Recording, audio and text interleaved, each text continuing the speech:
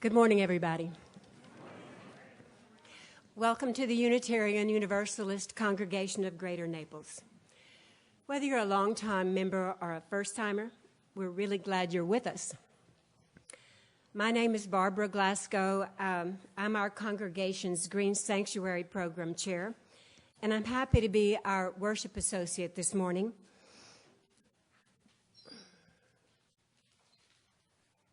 Our mission statement is written on the front of your order of service, and if you are new to us, please notice on the back of the order of service, you'll find some information on who we are and what we're striving to do.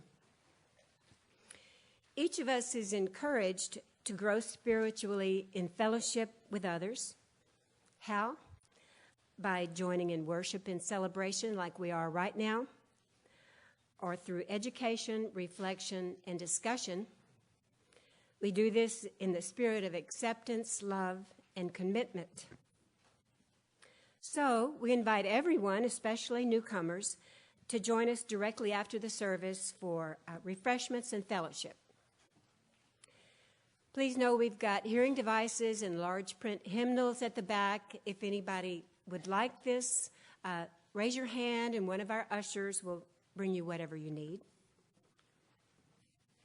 Be sure to take a look at the Sunday news in your order of service for upcoming events.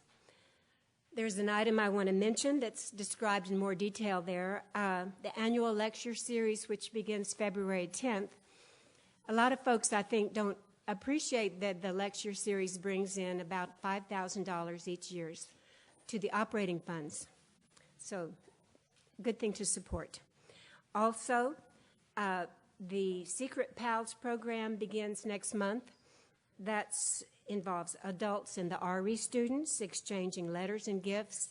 There are details in the blue sheet on that as well. As we begin our Sunday service, we ask that you please turn off your phones. And now we'll settle into the worship mode, focusing our minds, hearts, and intentions to this common place and time, beginning with the prelude.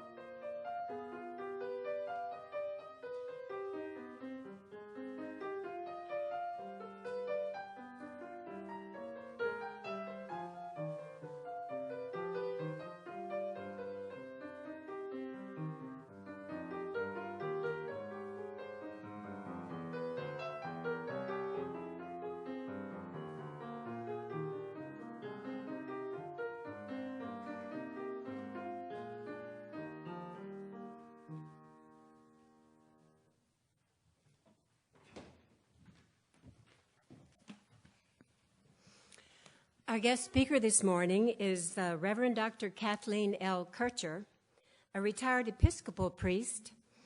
Kathy's well connected in our community through her interfaith collegiality and volunteer efforts, especially her service as board member of the Community Foundation of Collier County and co-facilitator of the Women's Interfaith Group in Naples. She also serves on advisory boards of the Holocaust Museum and First Book of Collier County. I learned that the First Book provides new books for children, local children who are living in poverty. Kathy's a strong advocate for interfaith understanding and a frequent teacher and preacher for diverse faith communities. We welcome you, Kathy. We're really privileged to have her with us this morning. Her sermon is titled Tongue-Tied, and it touches on themes that are dear to the heart of any spiritual person: social justice and compassion, learning to see the need and injustice of the world and rushing in to help, reminding those in power that they bear responsibility to defend the powerless is the role that communities of faith has played for generations. And it takes real courage to stand up and boldly speak out for these causes. It was the anti-Nazi theologian named Martin Niemöller who spoke the following words. I imagine you're familiar with them. In Germany, they came first for the communists, and I didn't speak up because I wasn't a communist. Then they came for the Jews, and I didn't speak up because I wasn't a Jew. Then they came for the trade unionists, and I didn't speak up because I wasn't a trade unionist. Then they came for the Catholics, and I didn't speak up because I was a Protestant. Then they came for me, and there was no one left to speak up. So our message today is never be tongue-tied in word or action about compassion and justice. And what's relevant to this message is that we here at UU have every reason to be really proud of our social justice work and our committee. Its strength and advocacy for those in need in our community, for educating about how to live more compassionately, more sustainably. There's no timidity there. And we really appreciate Steve Espinosa's leadership in this direction. Now, as we sing our first hymn, hymn number 145, called As Tranquil Streams, our children and youth will bring their guest at your table boxes forward and put them in the wagon here while we're singing. Won't you please stand?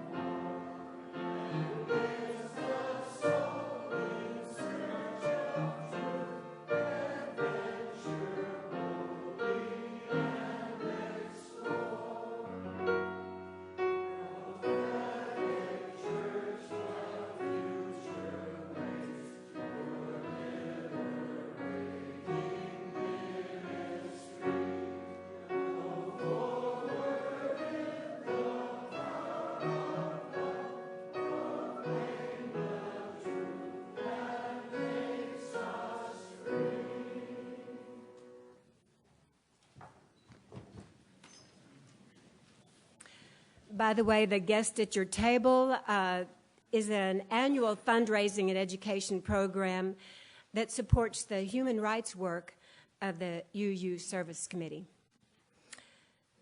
So, won't you please read with me the chalice lighting words found in your order of service while Steve Espinosa lights the chalice for us. At this hour, in small towns and big cities, in single rooms and ornate sanctuaries, many of our sister Unitarian congregations are also lighting a flaming chalice. As we light our chalice today, let us remember that we are part of a great community of faith, and this dancing flame inspire us to fill our lives with the Unitarian Universalist ideals of love, justice, and truth. Now, we're taking a moment to hear a testimonial, a reflection from one of our congregants, Carl Erickson, on the value of his experience in our congregation.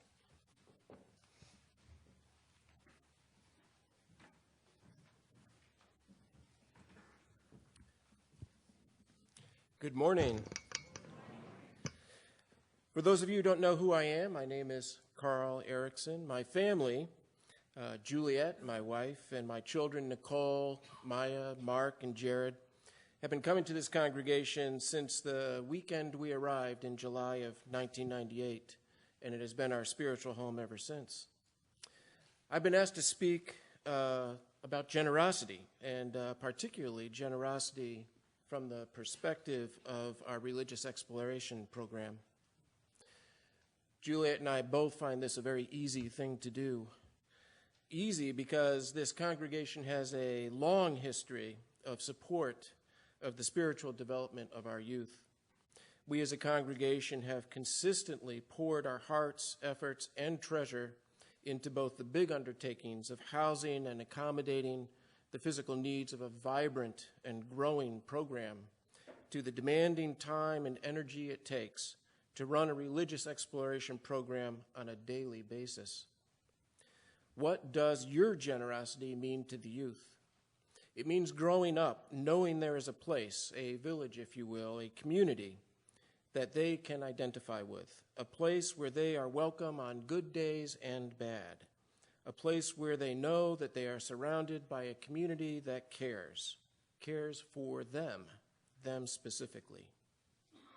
A place where they grow to see that in being cared for, there is a benefit in caring for others. It is in a wondrous way, our youth are progressively and consistently shown how this ethos works. That through the caring, acceptance, guidance, and nurturing that they receive and benefit from come traits and actions that benefit others. Others may, in the beginning, be understood to be family and friends, but soon the maturing youth begin to see that it also means our congregation, our community, our nation, our world. Few things can satisfy us more than knowing that when we give to this congregation with a stretching and open heart, that the results, the reward, the benefit is so formative and meaningful to their lives. The society and culture we desire cannot take shape, endure, no less grow, if we do not tirelessly work to introduce the tenets and concepts of the foundational elements of our heartfelt convictions to our youth. This is what your generosity means to the religious exploration program here at the Unitarian Universalist Congregation of Greater Naples. Thanks to that generosity, our program has classrooms to meet in, competent, committed, professional leadership, materials to work with, and devoted teachers and mentors. As a result, our youth are indeed well provided for. Self-worth is established, relationships are built, minds are opened, maturity is nurtured, the world is a better place. Put simply, the generosity I speak of takes the form of time and treasure. Speaking for myself, as Juliet points out, I am a firm believer that one should not, or even for that matter, cannot fully relieve our need to provide the other. I believe this because I understand the importance and power of symbols. Even if my current financial situation means I can only give the most modest of amounts, that giving is vitally important. Equally, even if life's burdens and my physical limitations mean that all I can do is attend one youth event, that gesture and its meaning to the youth is profound. No matter what combination of the two, time and treasure, you decide to commit to, do so with joy. Do so knowing that the deeper we reach into our ability to provide both in whatever balance is right for us, that the benefit is real, it is lasting, and it is impactful. What visions do you hold for the future, your future, our future, the future of humanity at large? Supporting our congregation at large, and as such, our religious exploration program specifically, is a profoundly effective way of actively reaching those ends. Many of you have already filled out your pledge cards. For those of you that haven't, please do so and do so soon. The Stewardship Committee hopes to have them back by next week. When you get that pledge card, think hard and think deeply. Decide with joy what you can give. Know now and remember throughout the year that treasure is only one part of the equation. Sign up to be a secret pal. Volunteer to be a mentor. Show up at the pumpkin carving event. Sponsor the pumpkin carving event. Or a youth's participation in a trip to the mountain. Offer to be a chaperone on a youth group bowling night. You will feel good. You will feel rewarded. You will make a difference by doing so. Thank you.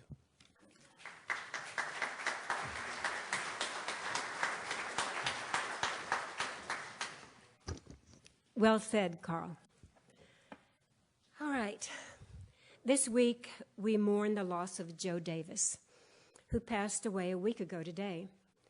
Joe was a wonderful man and a dedicated member of our congregation.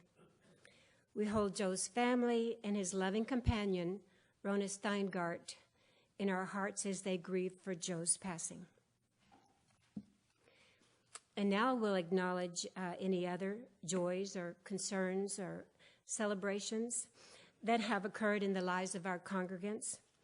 We do this every Sunday morning because we care.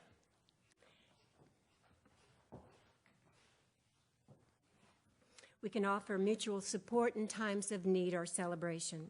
So if you have any milestone joys or concerns you want to share with the rest of us, either stand or raise your hand, and Zach will bring the microphone to you.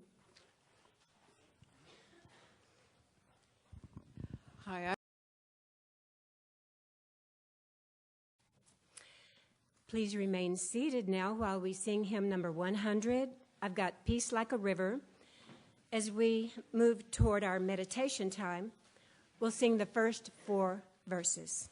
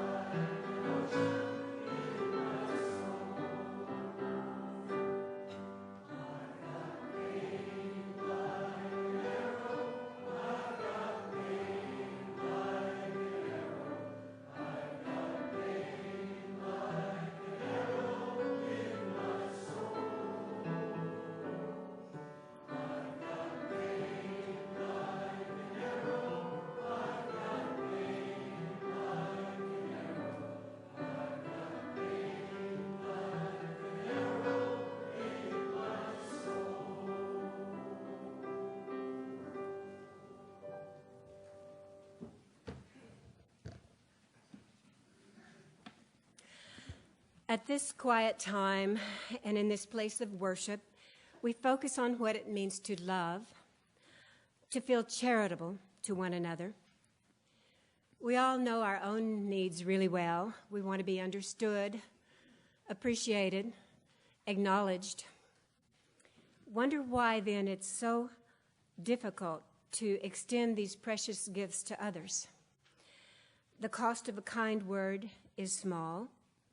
The moment it takes to listen could hardly be better used. A gesture of forgiveness can mark a new beginning. An embrace or a note of appreciation can convey crucial encouragement or comfort. And yet, so often we fail, even in our own families, to live by this sacred command to love one another. Here is the way of love according to Paul in Corinthians. If I speak in tongues of men and of angels, but have not love, I am a noisy gong or a clanging cymbal. And if I have prophetic powers and understand all mysteries and all knowledge, and if I have all faith so as to remove mountains, but have not love, I am nothing. If I give away all I have, and if I deliver up my body to be burned, but have not love, I gain nothing. Love is patient and kind. Love doesn't envy or boast. It's not arrogant or rude. It doesn't insist on its own way. It's not irritable or resentful. It doesn't rejoice at wrongdoing, but rejoices with the truth. Love bears all things, believes all things, hopes all things, endures all things. Love never ends. As for prophecies, they'll pass away. As for tongues, they'll cease. As for knowledge, it'll pass away.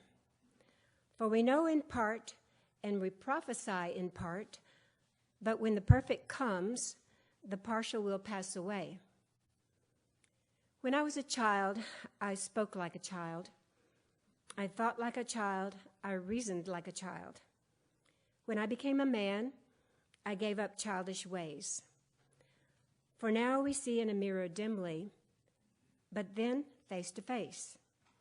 Now I know in part.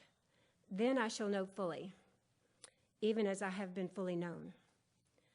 So now faith, hope, and love abide, these three, but the greatest of these three is love. Musical meditation.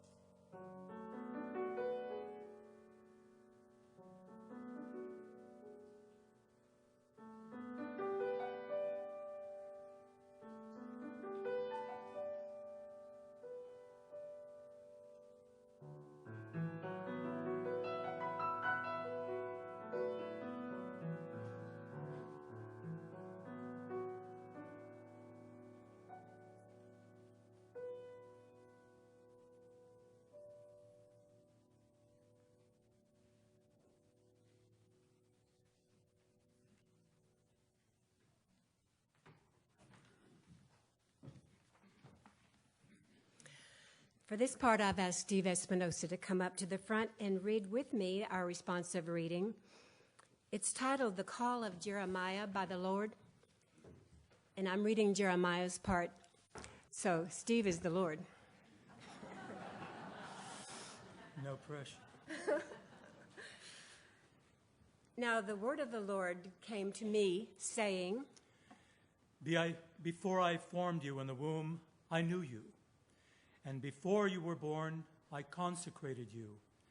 I appointed you a prophet to the nations. Then I said, Lord God, behold, I don't know how to speak, for I'm only a youth. But the Lord said to me, Do not say, I am only a youth. For to all to whom I send you, you shall go. And whatever I command you, you shall speak. Do not be afraid of them, for I am with you to deliver you, declares the Lord.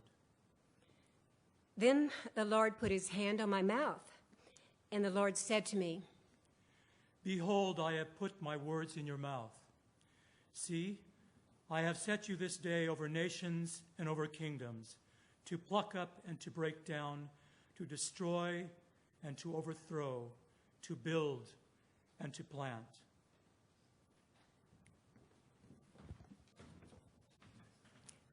Now, if the ushers will come forward, we'll have our morning offering.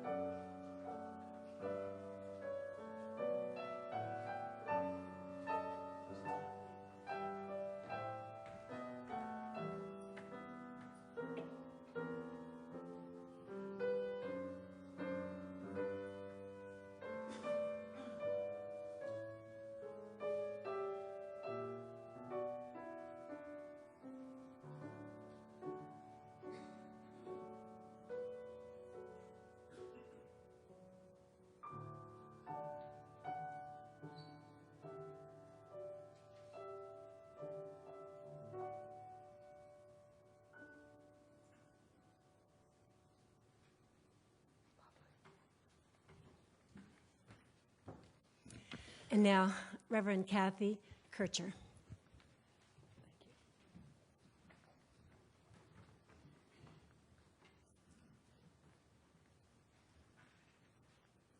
Short people should stay away from lecterns. That's what I was taught many moons ago. It's wonderful to be back with you. I said to Kati and Dave Griffith that through them, about 15 years ago, I had my first connection with the Unitarian congregation and have enjoyed so many wonderful forums, discussions, worship services, and I'm delighted to be back. And thanks to Reverend Tony Fisher for inviting me back. Jeremiah, a youth, young adult. I didn't know what to say. I don't have the words. Voiceless. There's a reason to give to a children's education fund, to bring forth a voice.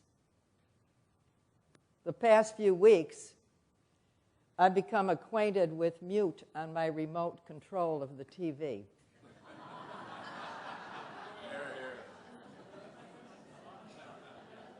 There's a lot of speeches going on, a lot of talking going on, perhaps similar to why Paul wrote to the Corinthians, be careful what you're saying. You could become a gong if you have no compassion, no love, no understanding. Those values that you put skin on, justice, truth, and peace. But I got caught up with how many spiritual traditions talk about leaders, members, who just can't get the words out. Sometimes they don't have the words, sometimes they do, but they lack the courage. The Jeremiah predicament of being speechless. And so I asked myself the question, what's my earliest memory of being speechless myself? When I wanted to say something, maybe even knew what I wanted to say, but metaphorically I got tongue-tied. I couldn't get it out. And I went back to about age 10. And I came home from school, and my parents told me, something has happened in the family. Your cousin Noreen, about 10 years older than I, left home today. And when your Aunt Irene and Uncle Harvey came home, her bedroom was empty. Her clothes and belongings were gone. They don't know where she is. And she left no message.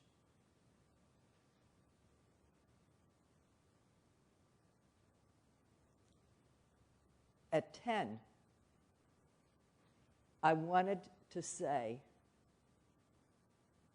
what happened? What did they do to her? She was 20 years old. Why? What went on in that family? But being the German family that we were, nothing was ever said. And nothing was ever talked about, other than she was gone. So from age 10 onward, I grew up with questions in a family that was tongue-tied, that was speechless, that couldn't produce the words of sorrow, of support, of shock, of regret. And into my 20s and 30s, Noreen had not been heard from. And Irene and Uncle Harvey, diagnosed with terminal cancer, hired private investigators, got the FBI involved, looked at her Social Security record, her phone, career record, and discovered that she was somewhere in the Fort Myers area.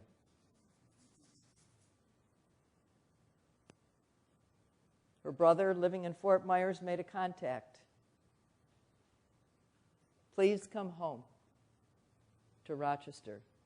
See Mom before she dies, see Dad before he dies. And she said no. What happened will not be disclosed. So I heard about it, and we all suspected that Uncle Harvey was a full-fledged alcoholic, that it was a very emotionally abusive family, but something tipped the scale. About 5 years ago, Noreen's niece saw an ad in Houston television. I can find anyone. And she hired the private investigator, and she found her aunt, Noreen, living up in the St. Petersburg area. She agreed to meet on the condition that Patty never disclose her location, her change of name, what she did with her life. Patty met with her and came back to Houston, close to speechless. What she could report to the rest of us, now I'm into my 60s, is that Noreen never felt that she'd have a voice of support. So without a letter, without a warning, without a family consultation, she left. So when Jeremiah's story and the stories of others come up who are searching, fearful, in the passage we read this morning, there's a sense of an everlasting mantra of guidance, of you will be given the word, it will come to you, discern about it. Sometimes even you will feel directly the words are given to you. Speak. Even though in my family, no speech. When I met Maya Angelou some years ago, she told the story of her becoming speechless because of the abuse of family members, and how loving members of her family sang to her the religious hymns and spirituals as they brushed and braided her hair. And after a hiatus of a few years, she discovered that this caged bird could sing again. And she resumed speaking. She gained a voice. So this morning, my message is simple and direct. Go to your own personal history. Find those places where you too could resonate with a tongue-tied condition. Look at your present relationships within your family, within friendships, within this church, within the wider community. See if some of that speechlessness is tied to fear. It's very hard to talk political with friends who aren't of your persuasion. It's very difficult to take a stand in complex situations.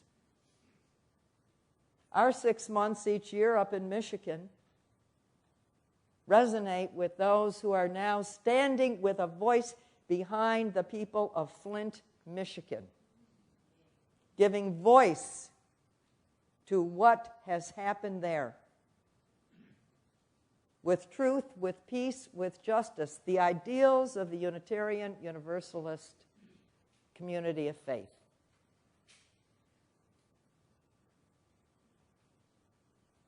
Jeremiah asked for the words. They need not be polished. Sometimes actions are better than words. Yet I marvel at those now who are coming out of the corridors of fearfulness to speak more clearly on behalf of our planet, of the effects of climate change. Of course, I shouldn't be preaching this sermon to you. There are several churches and congregations in Naples who could use to hear this. You know it and live it. But even among my colleagues who are rabbis and ministers and priests, there is sometimes a fearfulness, a tongue-tiedness, a failure to speak, as if a paycheck is tied to it, as if a tenure is tied to it. So at this time of caucuses, I urge you to caucus among yourself for those places where your voice needs to be heard.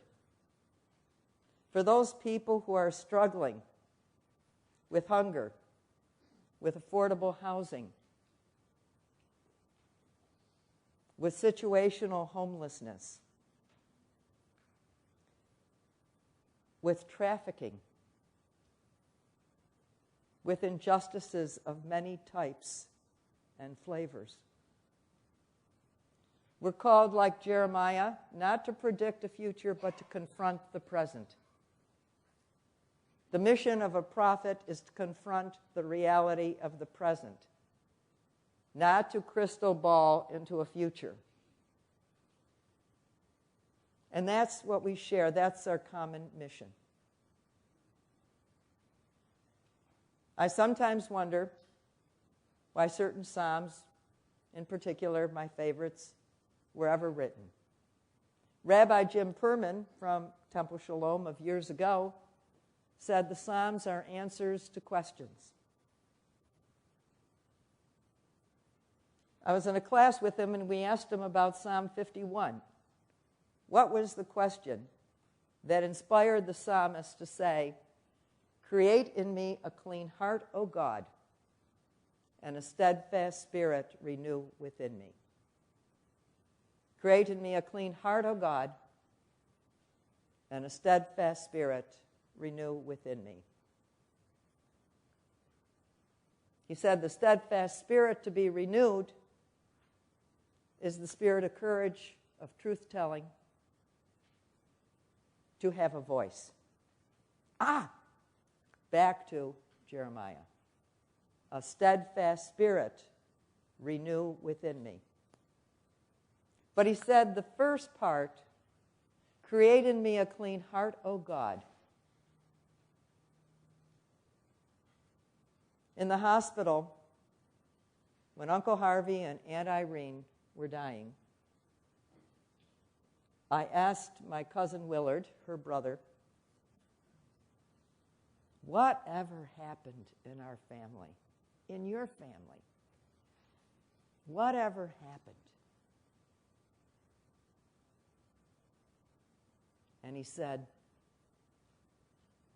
Noreen's heart turned to stone. Noreen's heart turned to stone. What a powerful and sad reality. Create in me a clean heart, O God. No stony hearts.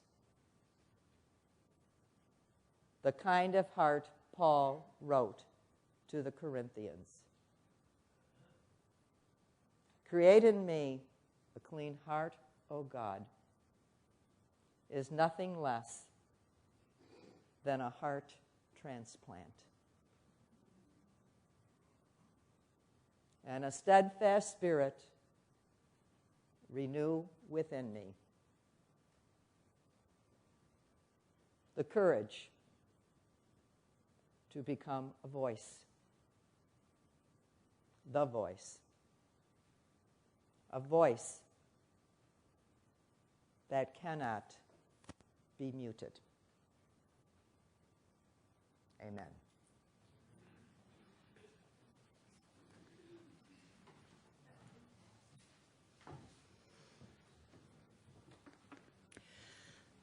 What makes love and goodness the spirit and purpose of our congregation? A heart that's kind and a mind that's free. That's what Alicia Carpenter says. She wrote the lyrics to our next hymn. So please stand in body or spirit as we sing together hymn number 300.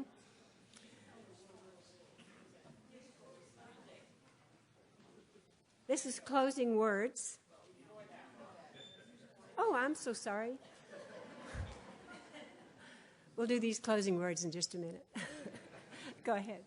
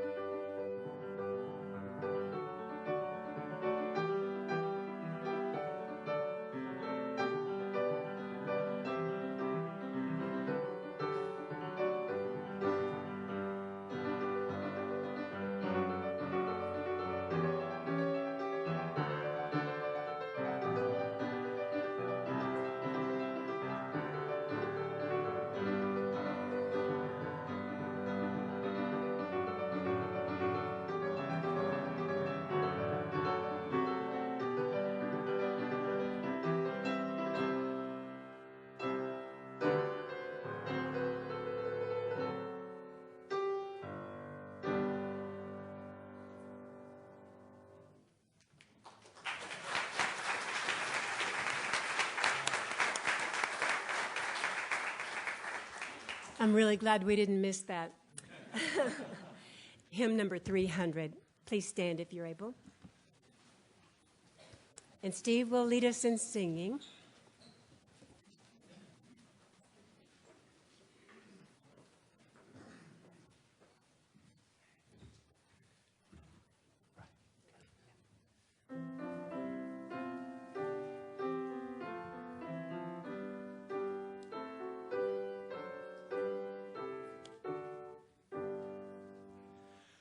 With a heart and mind and voice and hand, may we this time and place transcend, to make our purpose understood, a mortal search for mortal good, but fervent commitment to the goal of justice, freedom, peace for all. A mind that's free to seek the truth. A mind that's free in age and youth, to choose a path no threat impedes.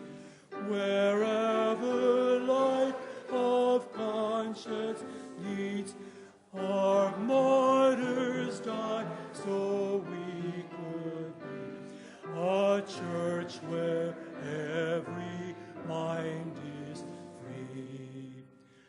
A heart that's kind, a heart to search, makes love the spirit of our church, where we can grow and each one's faith is sanctified and spirit lit, where every door is open wide for all who choose to step inside.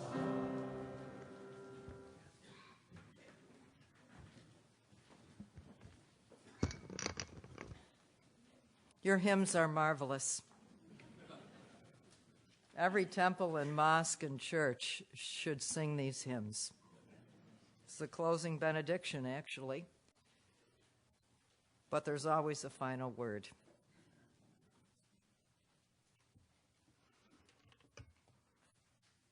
Holy One,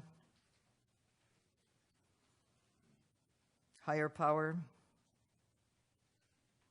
Spirit of love, of compassion, of justice, give voice when we are tongue-tied. Bring words when speechlessness surrounds us.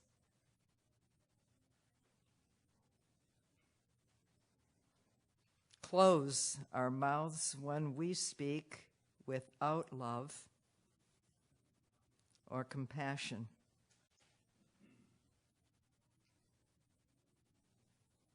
Create in us a clean heart and a steadfast spirit. Renew within us. Go into our community to put skin on the values you claim, to be light for our community. Amen.